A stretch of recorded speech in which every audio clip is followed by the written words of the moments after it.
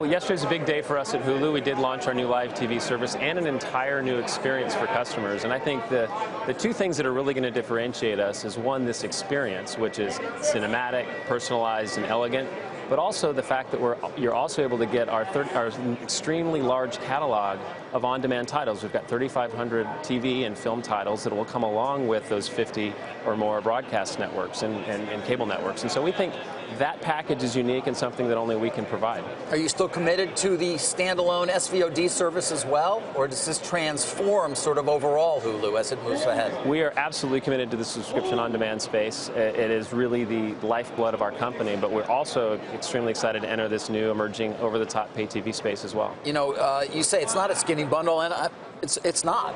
You're offering a lot, but at $40, can you make any money?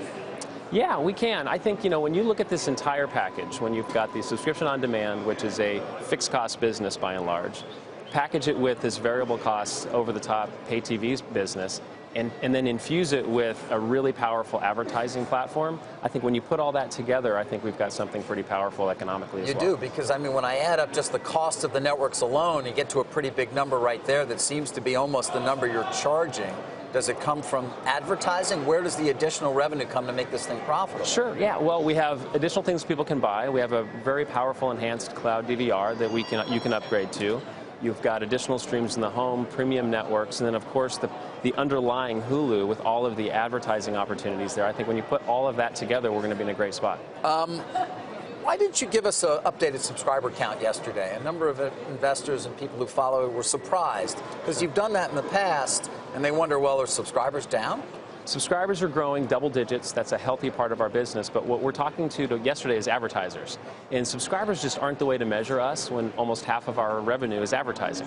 What our advertisers want to hear is, how many viewers do you have? How many people are going to see our advertisements? And that's a really healthy number. We're up to 47 million unique viewers. 33 of them get advertising. And so we're in a really good spot when it comes to that kind of growth. Where does exclusive content, how much of the equation is that becoming? I see HBO is going to take some stuff off of Amazon in the future. Obviously, Handmaid's Tale is a big draw for you guys. How much are viewers going to go to a platform because of a show they can't get anywhere else? Yeah, well, I think that is really what it's all about. You know, we're investing heavily in original programming. We're also investing heavily in acquisitions of things that only we can have on Hulu, because that's what people are coming for. They're coming for content that you can only get in that particular location. That's why we did things like The Handmaid's Tale and announced 5 fantastic new originals yesterday, and we have a lot more coming on top of that. People are obsessed with The Handmaids. You know, everyone's buzzing about this new report that showed pay TV subscribers fell 762,000 in the first 3 months of the year, according to Moffett-Nathanson. Those numbers are ugly for some of the big TV networks. How fast is the cord cutting happening in your eyes? Well, you know, we don't know exactly. I think that's a hard number to put your finger on. We know that the vast majority of our subscription on-demand customers still have a pay TV service. But as we look ahead 3-5 years down the road, that's why we built this Hulu with Live TV service, because we think that as people's tastes change, as people want these different experiences, we need to be there to capture them as they're coming out. And I think we can actually get people that have opted out of the system back in through a service like Hulu with Live TV. That's the question I have, because those numbers that Sarah's referring to, what was interesting is it wasn't nearly made up by people cutting the cord and then going with a service like yours. There seem to be plenty of people who are simply cutting the cord and they're done. They're not going to pay the $40. Well, our hope is that not just with Hulu with Live TV, but I think this emerging over-the-top platform that has all of these channels will be a place that when you look down the road, we can start to, as an industry, bring people back into pay TV, and I think it'll work. From an economic proposition, you know, I've had this actually occur where I thought, okay, a new cable sub or a new home, what do I put in?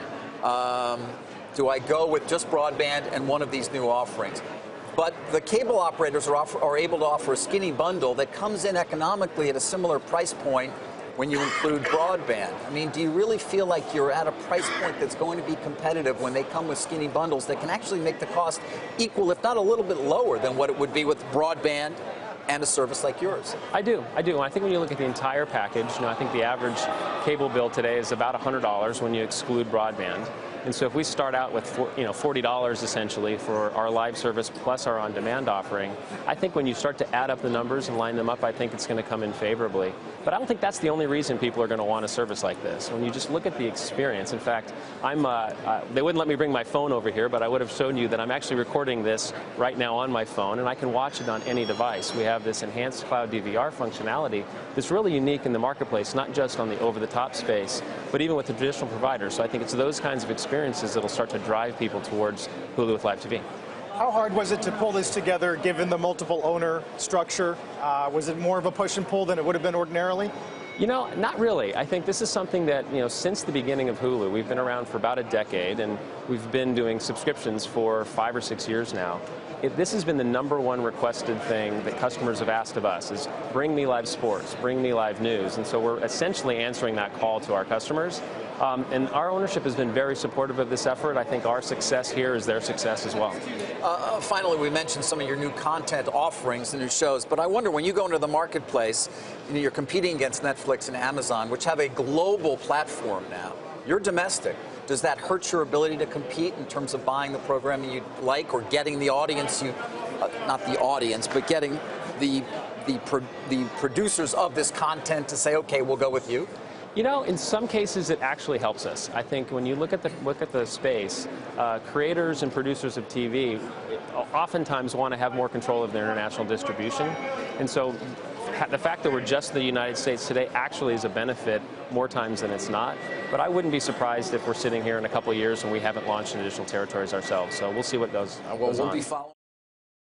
Hey there, thanks for checking out CNBC on YouTube. Be sure to subscribe to stay up to date on all of the day's biggest stories. You can also click on any of the videos around me to watch the latest from CNBC. Thanks for watching.